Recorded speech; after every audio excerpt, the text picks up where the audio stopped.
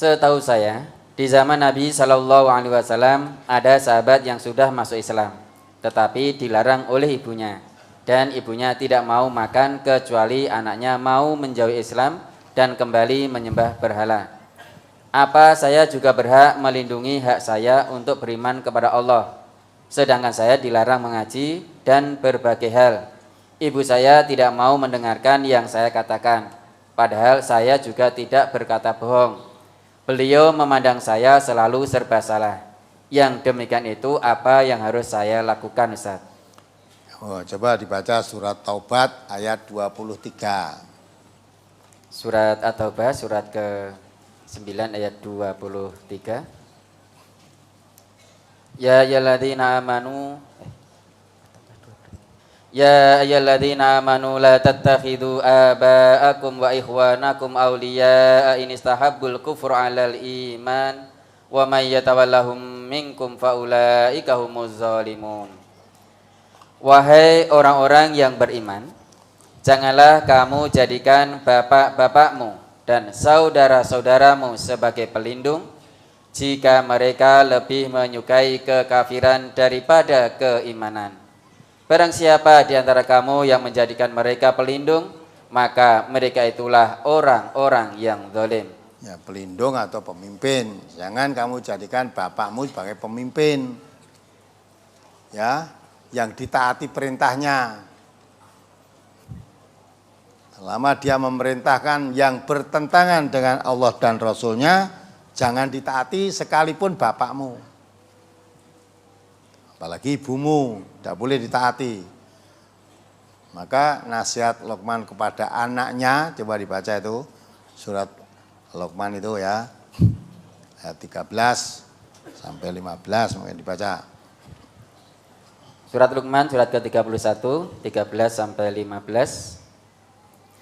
Wa idh qala Luqmanu libnihi wa huwa ya'iduhu ya bunayya la tusyrik billah inna syirka la dzulmun azim. Wa wasainal insana biwalidayhi hamalathu ummuhu wahnan ala wahnin wa bisaluhu fi amaini anishkur li wa liwalidayk ilayyal masir. Wa in jahadaka ala an tusyrika bima laisa laka bihi ilmun fala tuti'huma wa sahibahuma fid dunya ma'rufa wattabi' sabila man anaba ilayya summa ilayya marji'ukum fa unabbi'ukum bima kuntum ta'malun. Dan ingatlah ketika Luqman berkata kepada anaknya, ketika dia memberi pelajaran kepadanya, wahai anakku, janganlah engkau mempersekutukan Allah. Sesungguhnya mempersekutukan Allah adalah benar-benar kezaliman yang besar. Dan kami perintahkan kepada manusia agar berbuat baik kepada kedua orang tuanya. Ibunya telah mengandungnya dalam keadaan lemah yang bertambah lemah dan menyapihnya dalam usia 2 tahun. Bersyukurlah kepadaku dan kepada kedua orang tuamu, hanya kepada aku kembalimu. Dan jika keduanya memaksamu untuk mempersekutukan aku dengan sesuatu yang engkau tidak mempunyai ilmu tentang itu, maka janganlah engkau menaati keduanya. Dan pergaulilah keduanya di dunia dengan baik. Dan ikutilah jalan orang yang kembali kepadaku. Kemudian hanya kepadaku tempat kembalimu, maka akan aku beritahukan kepadamu apa yang telah kamu kerjakan. Nah, kita tahu lah ya ini. Jadi kalau memang bapak ibumu, keduanya orang tua maksudnya bapak ibu. Kalau tadi hanya ibumu saja, ini sekalipun dengan bapaknya sekali. Ya, memerintahkan kamu untuk berbuat syirik. Jangan ngaji. Padahal ngaji itu perintah Allah. Yaddabaru ayatihi wa liyatadzakkara ulul albab. Ayat tadi surat Shad ayat 29 tadi. Tidak boleh ngaji. Ya. Tidak boleh kamu meninggalkan kemusyrikan sampai orang tuamu tidak mau makan, mogok makan. Ya. Ada riwayat zaman Nabi bilang. Ada orang masuk Islam.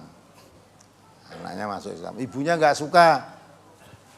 Sampai ibunya tadi tidak makan, mogok makan sampai kamu tinggalkan Islam. Ya. Sahabat tadi mengatakan, betul, Padahal anak ini kepada ibunya sangat taat, sangat setia, nurut. Kasihan sama ibunya. Sampai ibunya tidak makan. Ya. Tidak makan, dia akan makan kalau anaknya keluar dari Islam, tidak ikut ajaran Nabi Muhammad SAW. Ya. Tapi berat kan? Saya jadi murtad, apa saya jadi tetap iman, konsekuensinya ibu saya mati kelaparan. Ya. Akhirnya anak tadi dekat pada ibu, ya ibu, kalau saya disuruh keluar dari Islam, tinggalkan ajaran Nabi Muhammad SAW, saya tidak akan bisa. Sampai mati Islam akan saya pegang teguh.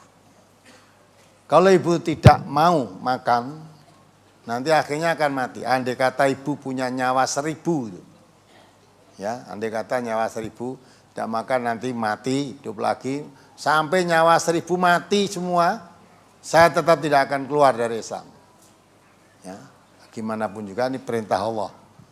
Ya, tidak boleh kami mengikuti untuk mentaati bapak atau ibu berbuat syirik.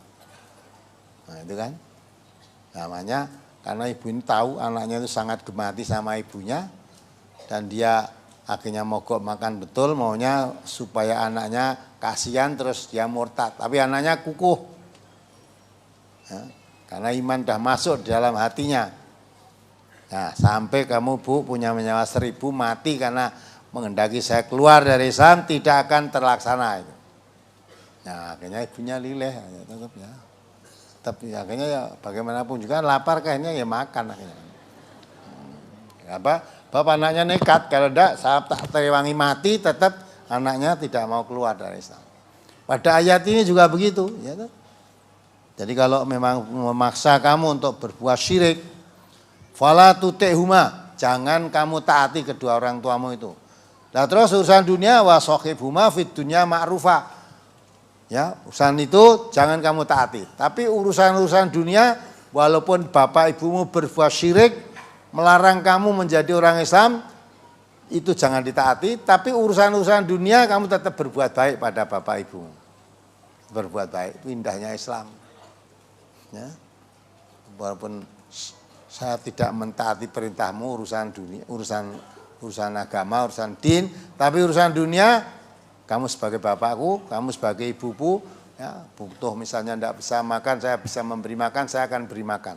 Kebutuhan bapak ibu apa yang kira-kira saya bisa menolong, saya tolong. Tapi jangan mengganggu masalah agama.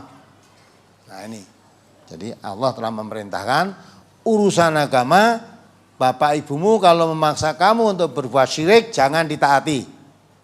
Nah terus urusan dunia, tetap kamu berbuat baik. Wasokibuma fid dunya ma'rufah. Dan pergaulilah keduanya urusan dunia itu dengan cara yang baik. Hal-hal yang menyangkut keduniaan, boleh kamu taati apapun. Selama tidak larangan Allah dan Rasulnya. Tapi hal-hal yang prinsip urusan agama, apalagi suruh berbuat syirik, jangan kamu taati keduanya. Ini perintah Al-Quran. Jadi kepentingan tadi udah, jangan kamu taati, terus laksanakan perintah Allah, urusan-urusan dunia tetap kamu urus dengan baik. Ibumu sakit, misalnya perlu ke rumah sakit, diantar ke rumah sakit. Ibu minta apa, kamu punya uang, bisa membelikan, ibunya minta buah atau minta makan apa, belikan. Tapi urusan-urusan agama enggak boleh mencampuri itu. Itu sikap seorang mukmin, lebih mencintai Allah daripada kepada ayahnya, kepada ibunya.